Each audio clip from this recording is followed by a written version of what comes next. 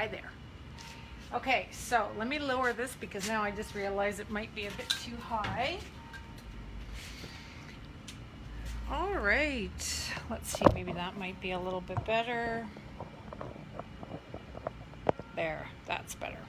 Okay, so I'll get in here and have a chat with you guys. So welcome, day 2. Hi Lona. This is day 2 of Open Studio. So, well, not day 2, it's day like 132 it feels like, because we've been doing this ever since day 1 of the isolation. Open Studio, I guess none of you are new today, but Open Studio is meant to encourage creativity during a time of isolation when we need our creativity the most. So on that note, I'm going to keep working on this painting. Our theme for this week is taking out a project that maybe we were disgusted by, or we abandoned it, or we hated it, or something. Taking out something that we didn't finish because we didn't like it. We didn't finish it because we were embarrassed by it, or we thought other people wouldn't like it, and totally turning it up on its head and looking at it a different way, so that we're able to create something that resonates with us and that we love. So I've been working on a series of canvases, large canvases, and I started in a way that I normally don't start my art. Well, first of all, 2 ways. One is that I started them on a canvas. Normally I'm working on board. And then the second thing is that I started with gluing down my central image first. So I'm going to try to work around these images to incorporate them and make them work. But at the end of the day, if the image is not working for me, then I'm open to changing images as well. So I think the reason I abandoned this one in particular is because the image is blurry, and it's out of focus, but it's also the way I positioned it, maybe it just feels a little too like encapsulated. It feels like a box. So I can extend the picture, but then I'm drawing a lot of focus onto these fuzzy animals. So I'm trying to make my composition work with the whole painting. Let me turn that a little bit. I'm trying to make my composition work with the whole painting so that it feels much better to me. So if anybody looks at the picture that I posted just half an hour before doing this today, it was of this painting along with 2 other canvases that I have that were the same size. And so putting those 3 canvases together gave me an interesting perspective, and that is something that I would encourage you to do, is maybe just, if you don't have things that are the exact same or whatever, take maybe other paintings that you've done that you do like and put them next to the one that is causing you a lot of consternation right now. So this one has been sort of like, I really hesitated tackling this one until it became evident to me that that was our topic for the week, was taking on challenges that we're not necessarily comfortable with or happy with taking on. So this challenge to me was a painting that I was like, oh, I don't really know if I'm going to like this. And when I put it next to that painting that I did last week of the elk in the blue, and then another one that I have started, which is the same size, which I'll probably tackle next week, when I put those 3 together, I was able to see something really interesting. So one of them is finished, one of them is in progress, and the other one is just at that beginning stage.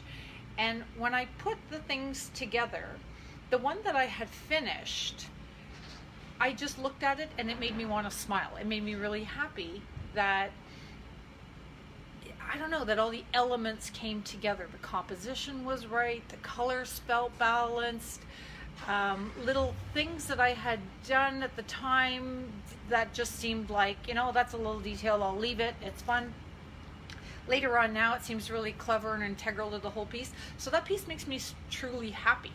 Then I looked at the one that wasn't done, and I looked at it and I thought, okay, well, I can see that it has potential, like I see potential in that one, which to me also made me feel comfortable and happy.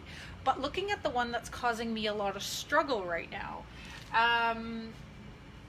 was interesting, the one that I decided to start with painting. But compared to the one that made me super happy to look at and everything else, I felt like there's hope in this one, that it will come to a place where I like it as much as the other one, if not better than the other one. So that is something that I would encourage you guys to really look at within your own painting. So take the one, some of you have already posted, right? So I want you to post your ugliest painting, the one that you said, you know, I swear I was ready to throw this in the garbage or hide it from the world. That's the one I want you to post this week. And even if you have no clue what it's going to be, that fear is going to fuel us into creating something amazing. So I'm actually super excited to see where this one is going, even though right now it's not feeling so great. When I looked at it today compared to my picture yesterday, I have to say, like, the change has been dramatic, but it's almost like I'm just observing what is happening within this painting. So I feel like I'm doing the work, but I also feel like I'm just kind of playing and seeing what's happening. And then when I observe, sometimes I go, oh, don't like that, or I go, oh, that's interesting. What I'm observing now, if I were to analyze my painting, I'm going to get out of the way so you can see it. But after we finished yesterday, I left it very wet, okay? So I always encourage, if you have the opportunity to let your painting dry, meaning you're called for supper or something, you know, you have time, or you're calling it quits for the day, I always encourage you to leave your painting wet, because when they're dry, we have a better opportunity to see how things look, but also to really go in there. And like now I can lighten, and I can do that without making mud, right? So now I can actually put things on top, meaning paint and stuff like that, without it becoming muddy. So what I did yesterday was I just took some washi tape. And for those of you familiar with washi tape or not familiar with washi tape, I'll just tell you a little bit what it is. It's a scrapbooking material that looks like a roll of tape, and it comes in different patterns and colors and everything else.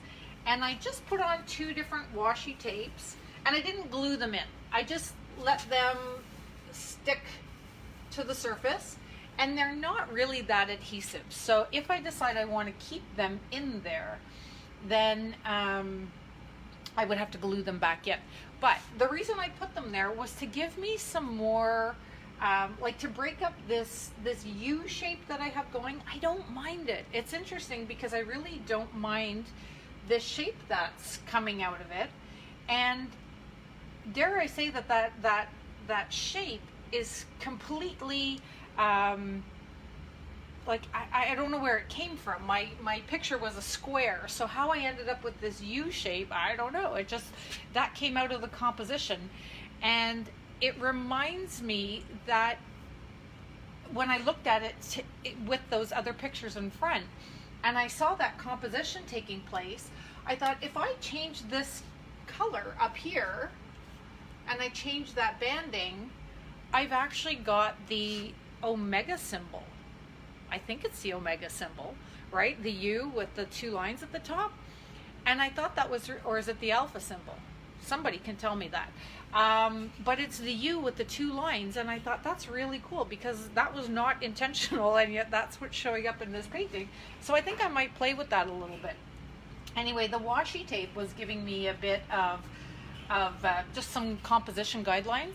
So I'm not going to glue those in right now. It's just helping me break up the painting in a way that feels comfortable. But I'm going to elaborate with some paint to start up there to continue that shape that I see emerging from it. The second thing that I noticed when I looked at the picture all together is the bright blue one in the trio of 3 paintings that I have. One done, one in the midst of being done, and then I have one that is just started. So when I look at those trio of those 3 that I posted within our group, it shows me that one of them, the one that's finished, is really bright and it's really crisp. And because my image is already blurry and it lacks contrast, I'm gonna have to brighten up the rest of the painting a little bit if I want it to feel as good as the other one does. So this one, because I left it wet with drips and marks and everything else, it feels a bit dirty to me. And there's a joke in there somewhere, I know, but it does. It feels really dirty. It feels just a little too grungy to be comfortable even for me. And I do like a lot of, rough looking paintings. So I'm going to clean it up with some paint. That's my objective for today. And I'm going to crisp up this shape because I had a shield. Did you see that? I don't know if you guys can see that, but there's a shield. And now it's changing into the omega symbol. So I don't know why, but that's what's happening here. So bear with me, watch along. I'll try to talk my way through it and make sense. Yeah, anyway, I'm gonna move this back so that you guys have a better perspective. There we go. Okay. All right, so getting out some paint. I'm going to dispense some paint onto my palette.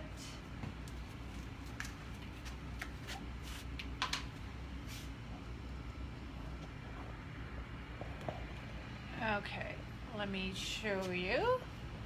I have the ability to turn that. My studio is a little messy, but I'm in the process of cleaning, so bear with me. Don't judge me on that one. Okay. Paint. I'm going to use acrylic. For now, this is a canvas, so remember I can't do encaustic afterwards anyway, so I'm not concerned about what kind of paint I use, but I'm also happy with mixing any type of paint. What have I got going in here? I think I want some black.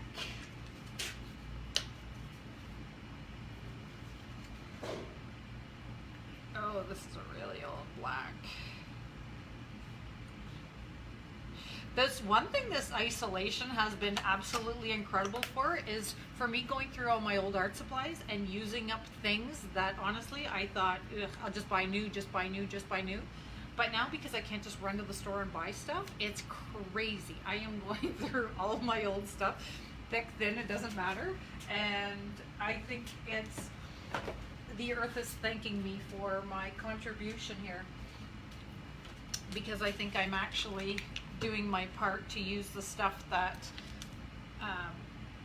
that I should have been using before.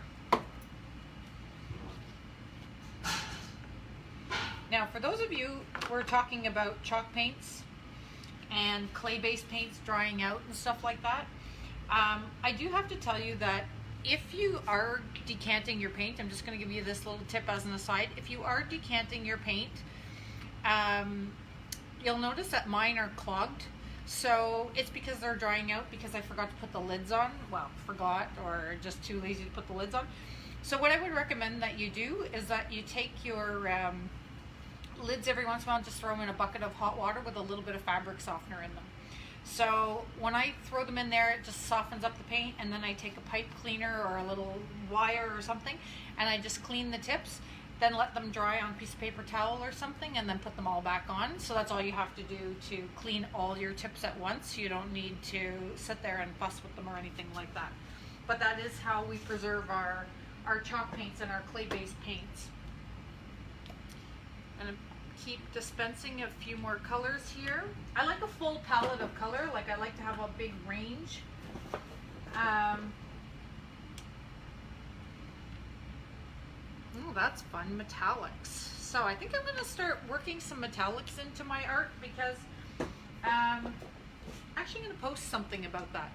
So I have this painting hanging in my house that I finished a while ago, and I was observing it this morning actually, and I thought, you know what's fascinating to me about that painting is the broad range of metallic paints that I used in it. And normally I'm not a big metallic paint fan, you would think, because you think, oh, just gold, silver, copper, whatever. And if metallics aren't your thing, then I'm going to post a picture of that later, and then we'll start incorporating some metallics just so that you can be on the same page as me, because I really want you to see how metallics can also add a reflective quality to our art.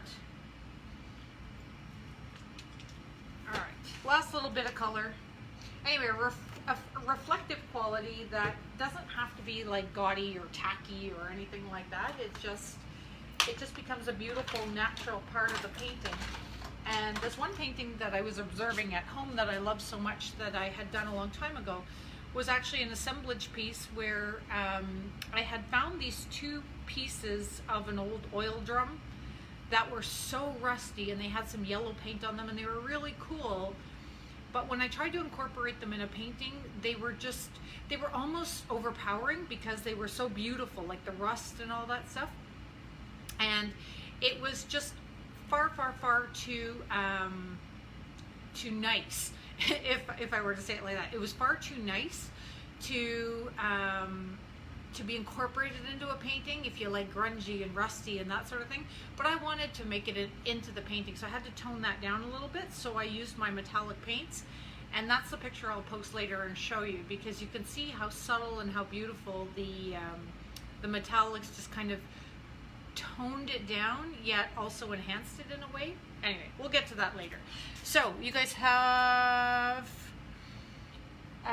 questions? No, I don't see any questions right now. So I'm going to turn this around and we're going to get talking.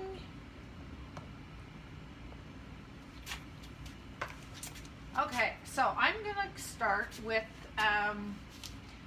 that dark color up there, because I really feel that it's calling my name here to darken this up. There we go.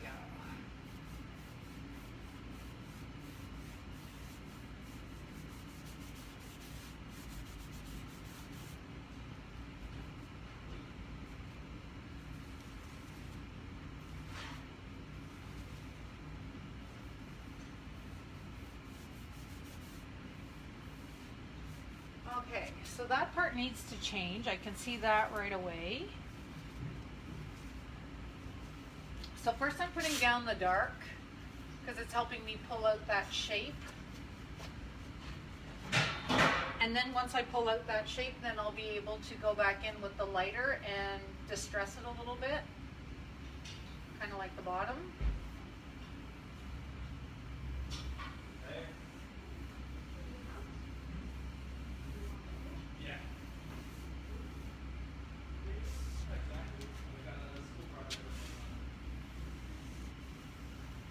Go.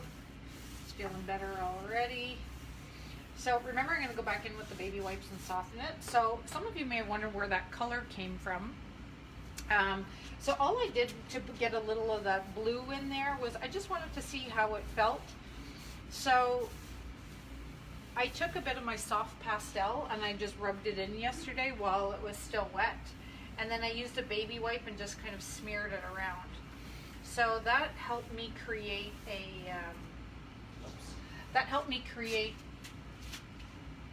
oh, that's looking so much better.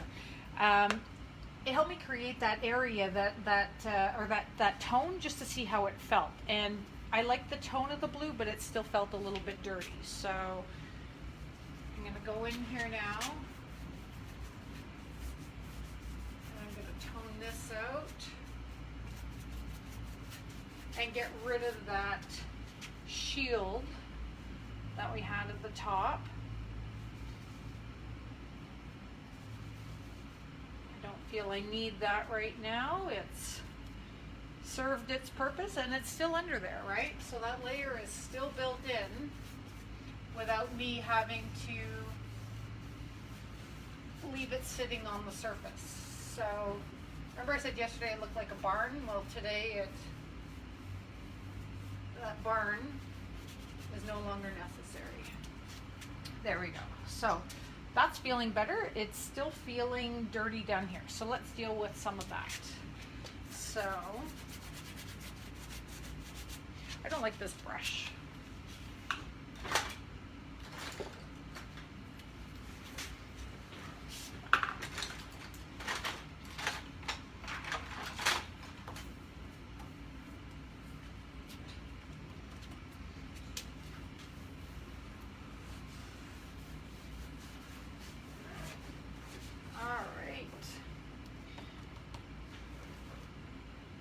So I want to thank you all, everyone who's been sharing this group with your friends, and we've received lots of requests for people to join, so that makes me super happy. Remember, if you're benefiting from it, you might know somebody who can benefit from it at the same time. During this period of isolation, as you know, everybody deals with it very differently, and I know that there's a lot of people out there who were finding it difficult to find a rhythm or a new normal or a reason to jump out of bed in the morning. And for me, I knew that with creativity, by having open studio, by going to an open studio, I always feel that sense of joy in community, creating, that sort of thing. So if you felt that at all, and you felt any kind of solace or got any kind of relief or joy from joining this group, make sure you pass it on to others, because I know that there are lots of people who could benefit from a supportive group like us, people who just want to find creativity in this time and explore our creative selves and deepen your skill set. That could also be part of the reason some people are enjoying it. I always say that there's two parts to art. One of them is your skill set, right? We have to have our skill set, or we don't know how to approach things. I truly am one of those self-taught artists. I've taken a million courses though, and maybe millions an exaggeration, but I have taken a lot of courses, so I can't say I'm entirely self-taught, because I've actually learned from a lot of people. And so building your skill set, if you're enjoying mixed media, building your skill set can be infinite, right? You can just keep taking courses and keep taking courses and all that stuff. So that's one part of your creativity that needs nurturing, is building that skill set. But the second part is really just allowing that creativity, that side to you that calls to you, that wants you to create, honoring that side. And that to me is where the fun comes in. That's where we get to play and invoke all of our powers, including our skill set. So for those of you who are getting a lot of skills out of this course or this open studio, that's fantastic. For those of you who are not so much here for the skills, but are here more because you're enjoying the community and that part of us that lets the creativity flow through, then I truly am grateful that you're here with us.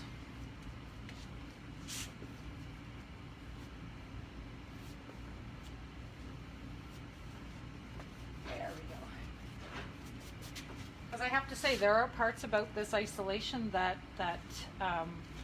I love and I find fascinating and everything else, but there's one part that I find really hard to deal with, and that's the fact that I don't get to teach anymore. I don't have classes. I don't get to meet with my students. I don't get to meet with my mentoring students.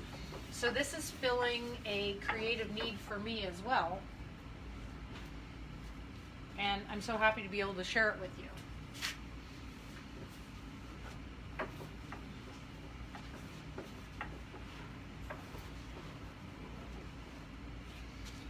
So, do you see how the composition is dramatically changing in this painting? I've got areas that are really,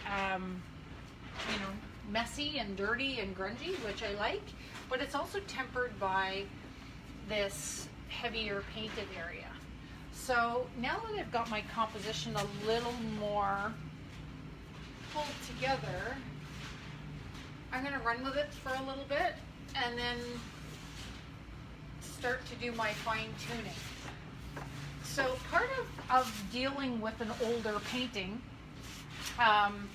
or reevaluating an older painting, I told you yesterday that I believe that the two areas that are most sort of important before the fine tuning comes, and pay attention to this because it's important. A lot of people always worry about the details and the fine tuning too early in a painting.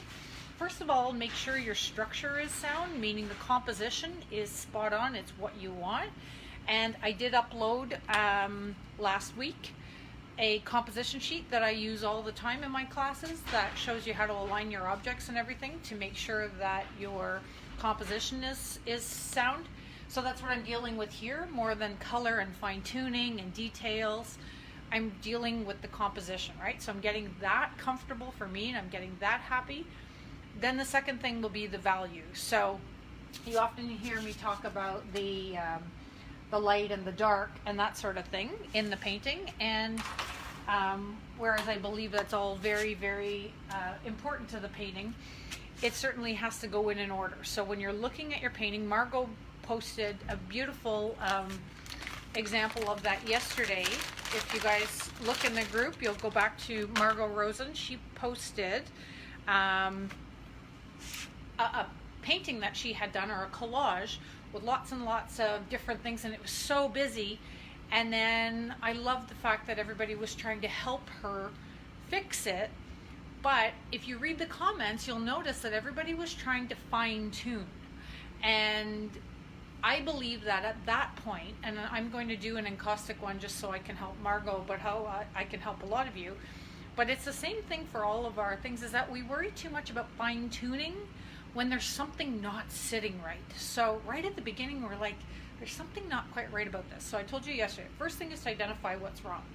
So once you identify what's wrong with the painting, and then what you like, you have to be willing to let go of maybe of some of the things you like, because they may be preventing you from seeing the overall picture. So for me, generally, when I'm looking at a painting for a student or for myself, the first thing I'm looking at is composition. And if the composition feels off, or it feels imbalanced, or if it feels like I don't know where the subject matter is, where the focal point is, I'm confused, or it's just everything is the same size, it's wishy-washy, that to me is the first area to look at your painting and be objective about it and say, okay, well, I'm actually lacking a focal point, or I'm lacking composition. So I like strong compositions in my paintings. And so generally I find that that's the first area that I want to go to. So in Margot's case, and she said it right away, she says, just far too busy. So, but everybody was trying to offer her fine tuning suggestions. I think she needs to stand back and look at that composition sheet that I gave you guys on Friday, and then answer the questions, because like the whole thing is laid out in a chart form so that she can actually just go and evaluate and say, okay, are my objects this? Yes. Are my objects this? Yes. Are my objects this? No. So she can go through and she can self-evaluate, and she can really zero in on what the issue is. Then it's a matter of isolating or identifying what the focal point of that painting is going to be. So she's got a fantastic background, albeit busy, but so in the next painting that I fix, or that I go back to, it'll be one where I've created this really busy background that I have to fine tune. So we're not abandoning you, Margot. We're in this together, right? But I first identify that the composition, and then secondly, then you can start to once your composition is laid out, then you can start the fine tuning, and then we'll start to pay attention more to the value scale. Okay, so now my paint has had a bit of time to dry, so I'm going to go back in with some baby wipes, and I'm just going to soften my paint, because I don't want all my underlayers to be for naught, because they're important to me, that some of it show through, because that shows my texture, that shows my history, that shows the layers. So using the baby wipes, as some of you have noticed, they are extremely corrosive, But you'll notice one thing that I haven't done with my baby wipes is I haven't taken it over my image. So for those of you who feel that maybe your image is at risk of you rubbing it off, what I would suggest is when you put your image on, if you've started with your image and too early, what I would recommend you do is protect it with a layer of Liquitex clear gesso, or found another product that works, acrylic ground for pastels by Golden. So this one works as well. I don't know if you guys can see that, but Golden has acrylic ground, and it works the same as the Liquitex clear gesso. So if you don't have either of those right now, just wait. You can even just use a matte varnish or something. But if you are afraid of losing your image to baby wipe, over baby wiping, then just make sure you protect the image, so that if you're going to end up removing anything, it'll be that layer of varnish or that layer of fixative, as opposed to, oh, you could even spray with a fixative. It would be instead of getting right through to the image. But I do not put baby wipes on my images ever, because they are somewhat fragile and you will destroy them. So I'm only going into fresh paint with my baby wipes.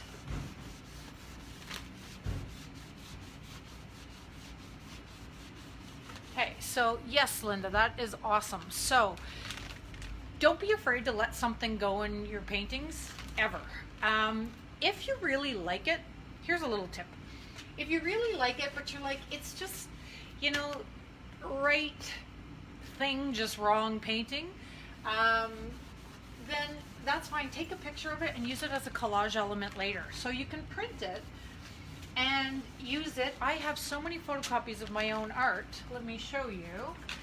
So this is like my own art that I made, and I just photocopied it and took a larger picture of it, right? And I just made a photocopy, and now I can use this as a collage element, which is really interesting maybe in this painting, which in the painting it was in the first place wasn't a great thing. So if you like your feather, but you're not sure that you're ready to let it go, take a good photo of it and then print it, and you'll find the right painting, trust me.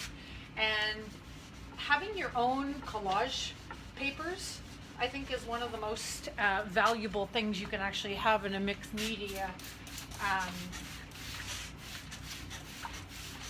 toolbox, right? Because if you have your own papers, then your work is going to be so original and so unique, because it's yours and yours alone. So I just put a little bit of water on here because I did so much talking. I let my paint really dry. Also, the conditions are a little bit different in here today because we have the door open because it's glorious outside. It's a little chilly in here maybe, but it is nice. Oh, that's looking much better. Okay, so I want some of these polka dots to come through because I still like that they're there.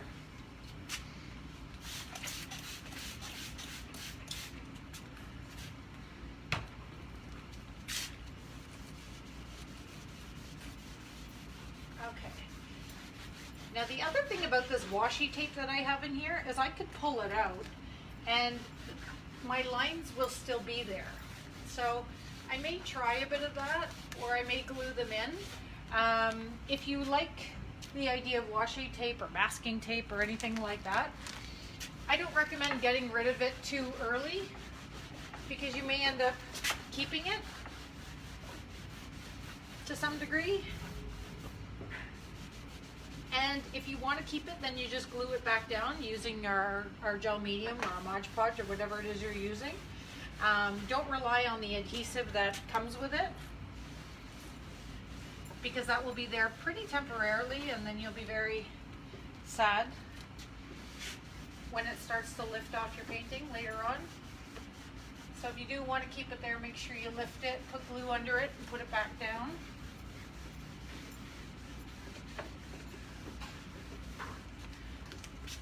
I really did a good job of letting that dry.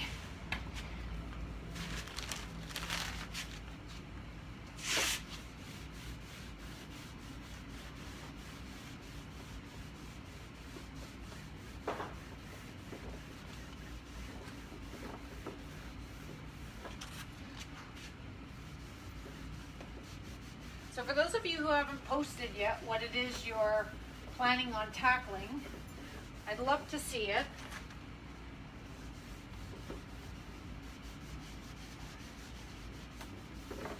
I'd love to see what you're ready to, what fears you're ready to face. Because that's all it is, right? We're just afraid we're going to make it worse, or that it's not going to bring us joy while doing it. And this is where I would just challenge you to pull out those paintings that may not be doing it for you anymore. Just see what they bring.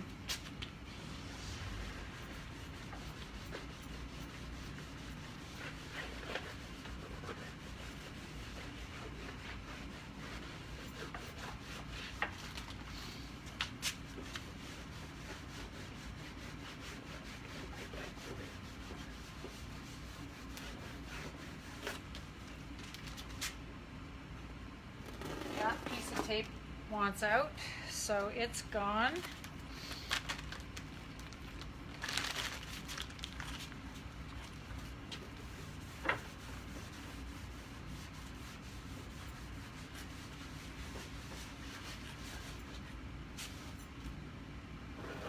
And that one doesn't want to stay in either.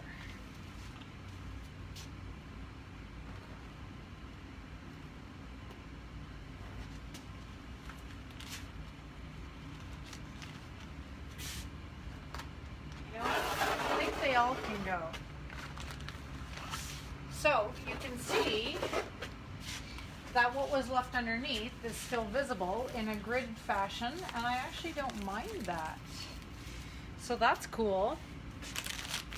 Okay, and you know the funniest thing happened when I, you like the drips behind the white, like up here? Or behind here? Yes, so all these little layers, right, these subtle little layers, are definitely interesting. When I added this, when I just used this for an example, it was really funny because it was like this little voice that said, yeah, do it. So I'm going to put in a bit of collage because I just feel like, why not, right? I mean, what's the worst that could happen? So glue to glue.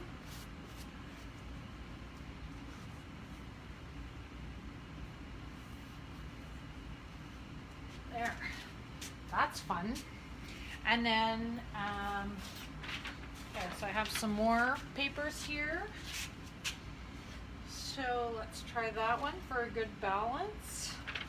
Or I have this darker one. Nope, I think it's the lighter one. So that's kind of fun too. So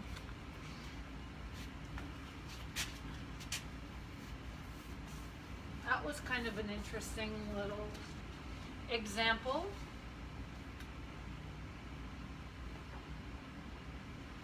Now when you do stuff like this, you want to make sure that you have it either straight or in the right spot, because if you're doing something as bold as that, you want to make sure that they're in the middle.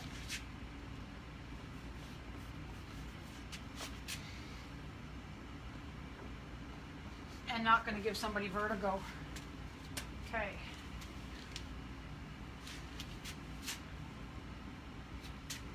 So I think that one, I'm just going to cut out a circle and try balancing that out with something at the bottom. I also think I need some color at the bottom, but yesterday I had gray there, and gray was definitely not the right thing there because it, I don't know, it didn't look very good, so I'm going to try a different color. Here are some scissors. So I'm going to cut out one of my little circles.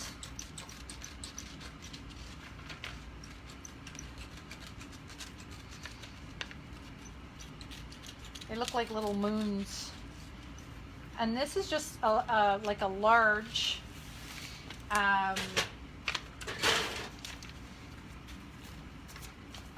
part that was cut out of another piece of art. So I'm going to try and just put the circle down here and see how that feels.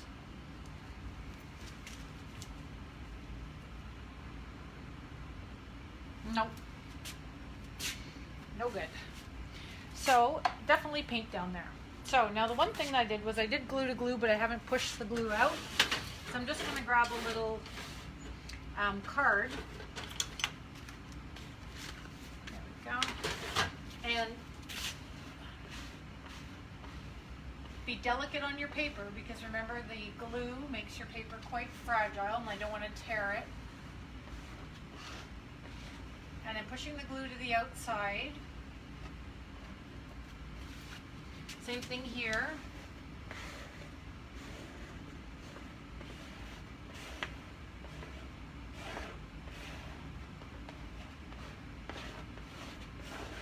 And then I'm going to grab my baby wipe and take off the excess.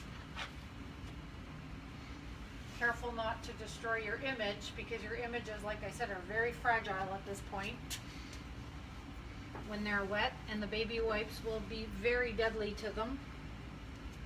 Some of you learned that the hard way, just how corrosive baby wipes can be.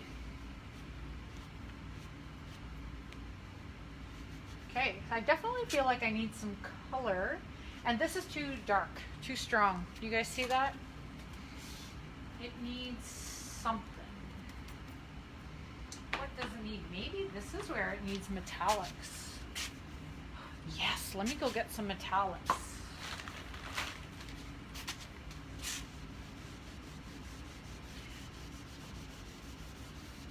That's perfect. Okay, you want to come on a little field trip? We're going through the studio.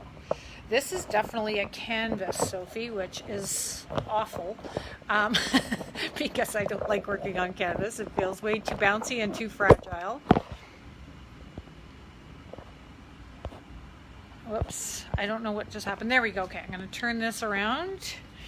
And, oh, maybe I don't have my metallics here.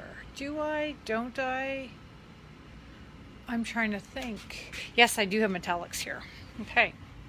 So, little field trip in the studio. Look at that gorgeous day out there. Okay, on a field trip we go.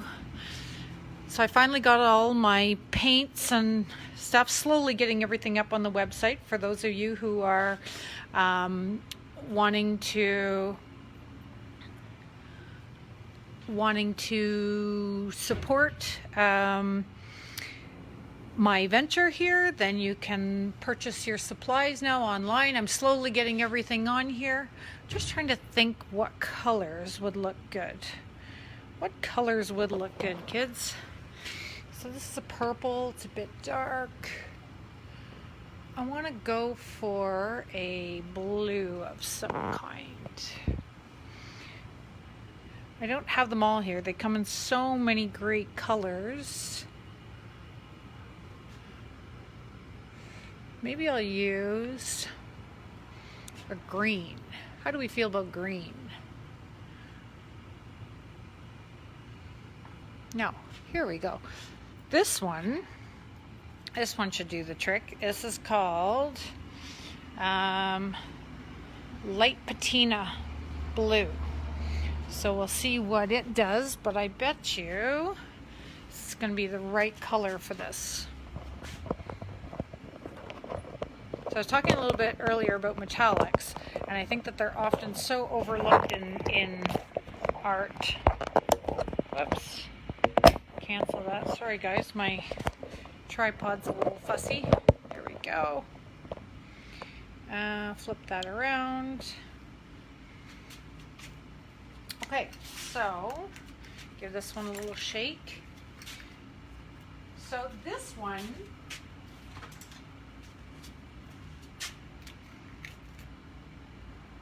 has got a really gorgeous translucent quality to it.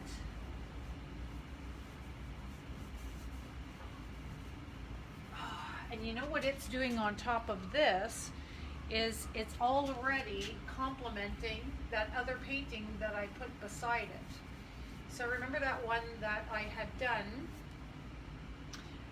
or the three that I posted side by side. One of them was the one I did last week, and it had this beautiful blue, which now is like reflecting up here. And I'm gonna get in here afterwards with the camera so you guys can see it close up. But it's a sheer layer of this beautiful blue that's sitting on top of that dark gray. And the dark gray felt really heavy moments ago, but it's also kind of necessary because of that for value.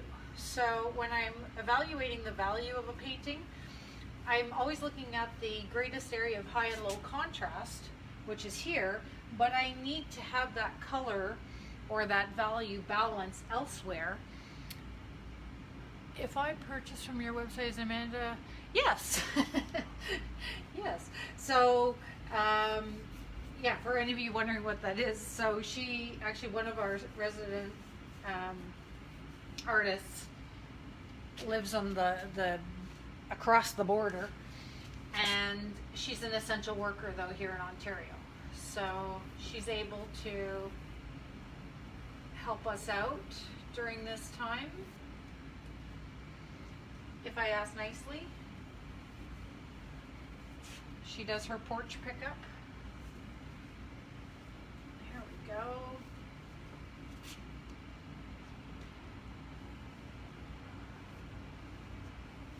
Oh, if you guys could see this up close, it's really bringing me over to that other painting. So that other painting, like I was telling you about, that I posted this morning when I put the three side by side, the one I did last week, all of a sudden now I'm seeing a relationship between these two paintings. And I'm not overly excited about such a strong shape in the painting, but this is feeling much better to me. So, do you guys want me to put my mic back on? I can try it. I didn't have it on yet today, but that's because nobody was in the studio. Quiet, but I'll put it on and we'll see if you guys can hear me plugging back. Okay, there we go. Okay, so if you can hear me better now, I hope that that's good. Okay, and I'm going to go over that blue part up here, because I always go over my collage with a bit of paint so it doesn't look so foreign. And this blue looks so different over top of the white than it does on this gray color. That's really cool. Okay. And I think I'm going to put a bit in here, and I'm going to use my baby wipe to kind of blend that. So what I'll be getting out of that is just a bit of sheen. I'm not taking it all off, I'm blending it. There we go. Okay. And you know, I think I'm going to bring some white and then maybe some more, because I like the white. So I'm just going to soften this a little bit and try that. And then bring in that blue again, that metallic. I'm liking these layers. So yeah, what Sophie was mentioning about not being able to do the scratches, I can scratch into wet paint, but I have to be careful not to use the same tools, because the tools that I normally use are blades and knives, and I'm just going to end up cutting my canvas. So while the paint is still wet and fresh, I'll show you what I can use. I can use like those bamboo skewers. I can use a pencil, But the one thing I do have to do is get my paint kind of soft. So do you guys remember how to soften acrylic paint or chalk or clay based paint before it's cured? Anyone? Can I cover metallic with encaustic? Yes, if it's sheer enough, meaning if you've put it on sheer enough. If not, what you'll have to do is use a bit of the Liquitex clear gesso or something like that. Anyway, so the way you soften the acrylics or the chalk-based paints after they've dried is with water. So that's feeling good. Now I'm going to go back in with the blue.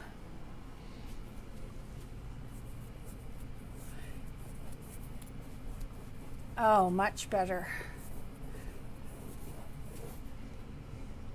So for those of you who can see, I've got that dark color poking through. I've got the metallic, then I've got some white, and now I'm going back in with some of that more metallic. And then I'm going to spray it with some water and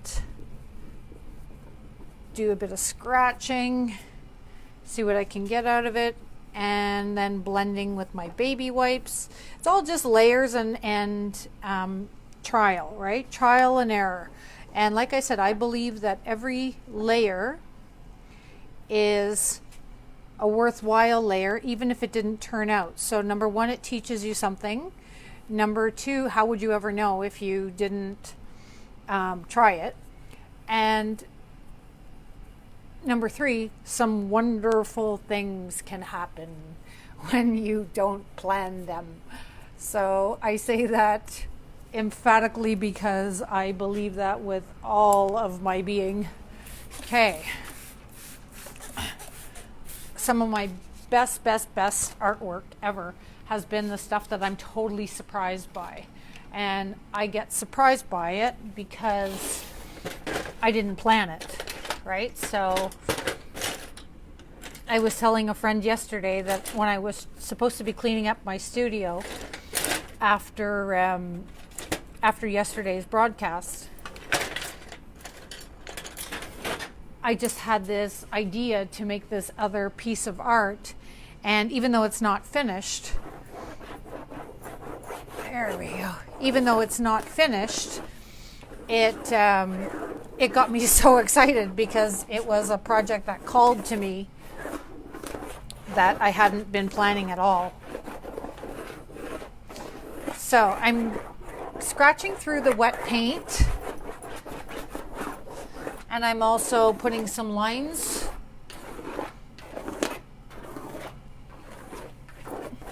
And this is just a pencil.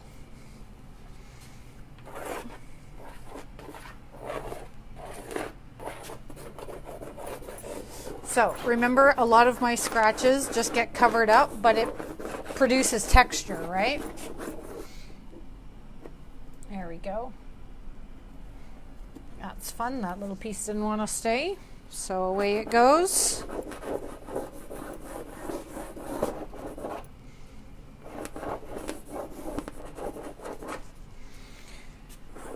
Okay, I feel like I've been painting forever here.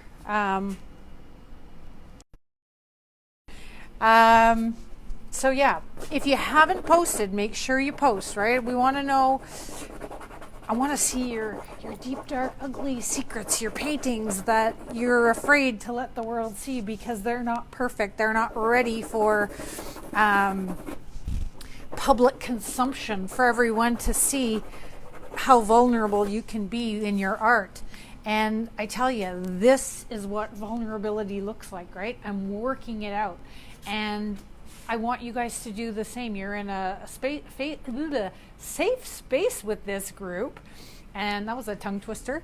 And so within the safe space of this group, right, we get to be vulnerable, and your ugly paintings are everyone else's inspiration, okay? So I will work at this thing until I love it. And it's already starting to take a beautiful, I'm going to bring this over here so that we can see it a little bit better. It's already starting to take on a much different appearance. I'll take a picture of it today so that you get, I could do that magic thing that Sophie did where, oh, you know what? Now I see it in the reflection. You see that orange star thing that's in the middle? That's the color that needs to go on the bottom. Yeah. See how that just happened? So I could be wrong, okay? I could totally be wrong if you're saying to yourself, how did she know that's the right color? I didn't know that's the right color. I just had this sudden inspiration when I saw it in the reflection of the camera. Again, there's that word reflection, right? So with the metallics, we've got a reflection happening with light. And then looking in the reflection of the painting, I saw that that orange would look spectacular down there. So that orange is actually like a red orange color, like a vermilion. So I'm going to create that, mixing these two. Okay, so I'm mixing orange and red together. And we're going to put a band of color down there and see how that feels. Now, it doesn't have to be perfect. I'm just seeing how it looks, right? It's my experiment, and I am doing this to show you guys this is what creativity looks like, right? We try, we experiment. That's a bit too orange. We make mistakes. It all counts, meaning your mistakes will count in that they'll contribute to texture, they'll contribute to your experience, and they may contribute like a little fun layer that may not end up being left on the surface, but it's definitely an addition to the painting. So still too orange.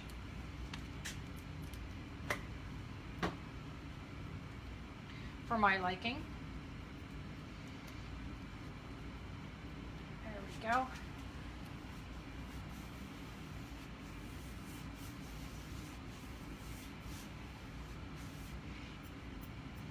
I'm not even sure I want to take it all the way to the bottom. Because I kind of like, you see how it's dripping down there? I'm not sure if you guys can see that, but there's like this fun little drip happening that I can't tell if I want to take it all the way to the bottom, so I'm just not going to just yet. So one way that I